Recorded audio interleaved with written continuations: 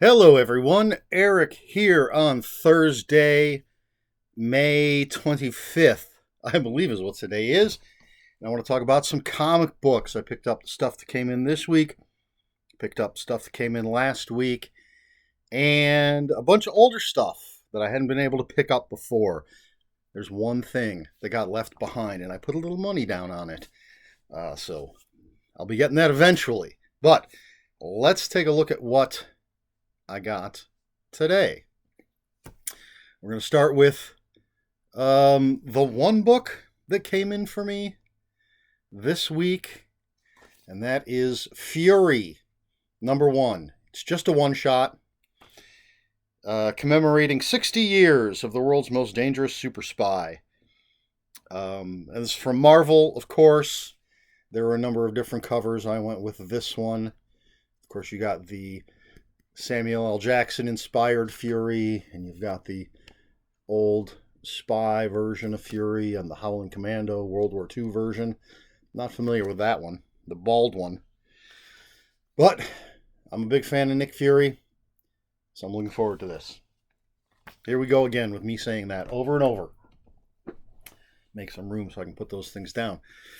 All right, and then I think all of this came in last week.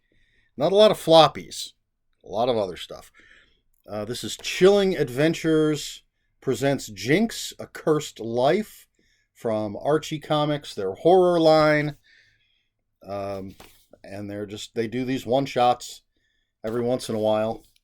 And I like to pick them up. You know me, I like the horror stuff. All right, we're going to leave this for last of the floppies. Then we have A Legacy of Violence, issue 5 from Mad Cave, and this is written by Cullen Bunn. I haven't read any yet. I'm still very far behind, and I was trying to catch up, and then I fell off of that. I was reading like an hour a day, comic books, just comics for an hour a day, and now I haven't done that in about 2 weeks. I got to get back to it and get caught up so I can tell you how great A Legacy of Violence by Cullen Bunn is. I have complete faith in Mr. Cullen Bunn. All right, now, what we have here is Earth Divers, #7. It says Ice Age. This is from IDW. It's written by Stephen Graham Jones. And the reason that I saved this for the last of the floppies is because I have caught up on this. I've read the first 6 issues. It's really fantastic, really quickly, and I don't think I'm actually giving anything away that's not in like the solicitation from the very first issue.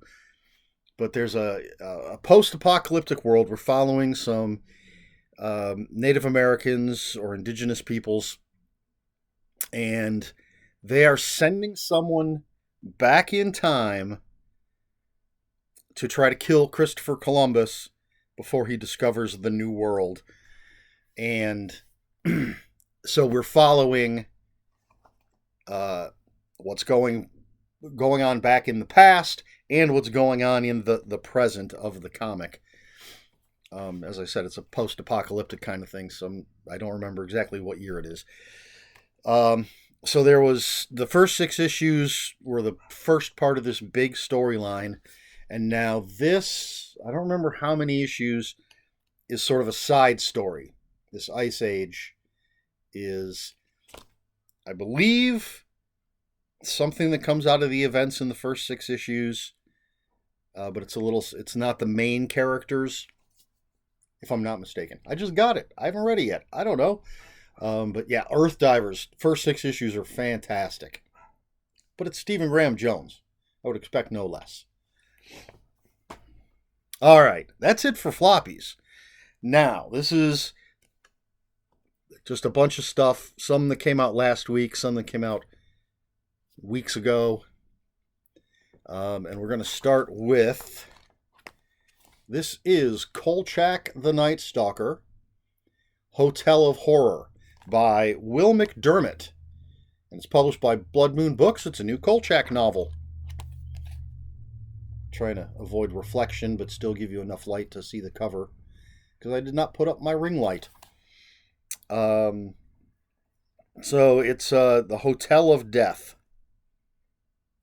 Uh, Hollywood Halloween Party. Invitation to the grand reopening of Tinsel City's Hotel of Death, the Hotel Cecil. So we'll see what happens when Carl Kolchak goes to the Hotel of Horrors. It's a brand new Kolchak story. Very excited about that. Then we have Captain Marvel, Revenge of the Brood, Part 1 from Marvel Comics. This is Volume 9.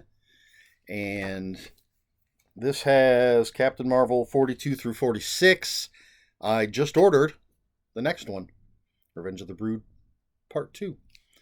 I've been enjoying this series, what I've read of it so far. I'm a little behind, as I always say, but it looks like great artwork. It's still written by Kelly Thompson, who's fantastic. I'm a fan of Captain Marvel. We'll see what happens with the Brood. Then we have Lot 13. This is from Dark Horse. I think it's it says collects issues 1 through 5. So I don't know if there's any more to it than that, but it's Steve Niles. This is the reason I picked it up. Steve Niles is creator of 30 Days of Night and just writes fantastic stuff. Creator of Cal McDonald, one of my favorite sort of supernatural private detective characters. Absolutely love Cal McDonald. So I tend to pick up whatever I can by Steve Niles. And apparently it has something to do with a horrifying discovery in an old apartment complex. There you go. Then we have... I really hope I have the first volume of this. This is Blood-Stained Teeth, Book 2, Drip Feed from Image Comics. I'm pretty sure that I have the first volume. But it's vampires. There's more to it than that. Continuing the hit new Vamp Noir book. But this is issue 6 through 10. I think I picked up the first volume at Half Price Books or maybe at my comic shop. I don't recall. I really hope I have it, although it shouldn't be difficult to get. But anyway, new vampire book. Very excited. And then we have this big honker, even though it has a stupid yellow circle on it that makes me unhappy. But this is Resident Alien Omnibus Volume 2. I don't like that. It's on my first volume as well. This reprints Resident Alien graphic novel volumes 4 to 6. But Resident Alien, great TV show on Sci-Fi, despite this, with Alan Tudyk. And I haven't read the first volume yet. I hear it's very, very good, but also very different than the TV show. But basically, an alien has crash-landed on Earth and is masquerading as a doctor. And shenanigans ensue. There's a murder mystery in the first one. But again, I don't know how much it deviates from the TV show. But this is volume 2. Again, looking forward to it. All right, now come the two big things, and then a little something at the end. This isn't as big as it should be, but it was still expensive. This is Planet of the Apes, Adventures, the original Marvel years, Omnibus. It doesn't say Volume 1. It collects Adventures on the Planet of the Apes 1 through 11, which I think was just an adaptation of the show. Maybe there's more. I don't recall. Or show, the movies, I should say. There's the inside. So this is from way back in the day. There's the back. Big fan. I used to have some of these comics, possibly all of them, back when back when they came out. Yes, it says, join astronaut George Taylor on a journey to a world filled with surprises in the action-packed adaptations of the iconic movie Planet of the Apes and its sequel, Beneath the Planet of the Apes. It's a little small for the price, but I don't know if they're going to, if there was going to be a paperback edition with these comics in it. Now that Marvel has, well, Disney has Fox, which has Planet of the Apes, so Marvel is doing a new Planet of the Apes series, which I wish looked like this. I wish it looked like the old movies. I haven't checked it out, but it looks like, from the artwork I've seen, it looks more like the new movies. As much as I love the new movies, I would love to have more in this world. And then we had, now this one, holy cow, this is a honker. This is Nova, Richard Rider Omnibus. Big. Now this one was worth the price. There's the back cover, all those books that are in there. This has, oh, I can't read that. Terrible lighting, and it's blue on black. Including, let's see, collecting Nova 1 through 25, Amazing Spider-Man 171, Defenders 62 and through 64, Marvel 2-in-1 91, Marvel 2-in-1 Annual number 3, Fantastic Four 204, 206, and 208 through 214, Fantastic Four Annual number 12, Thing number 34, and What If number 36. But, so this is from way back in the day. What year? 1976 is when Nova's series started. And I'm a fan of the character. If you've seen the original Guardians of the Galaxy movie, then you've seen the Nova Corps. And this is where that whole thing came from. This was, Richard Rider was an Earthman. Let's see, the complete classic adventures of the man called Nova. Richard Rider takes flight as the Human Rocket, battling such villains as Diamond Head, Sandman, Blackout, and the Sphinx, and clashing with fellow heroes. But I believe this is where it all started, with just Richard Rider, and then I'm not sure when the Nova Corps became a thing.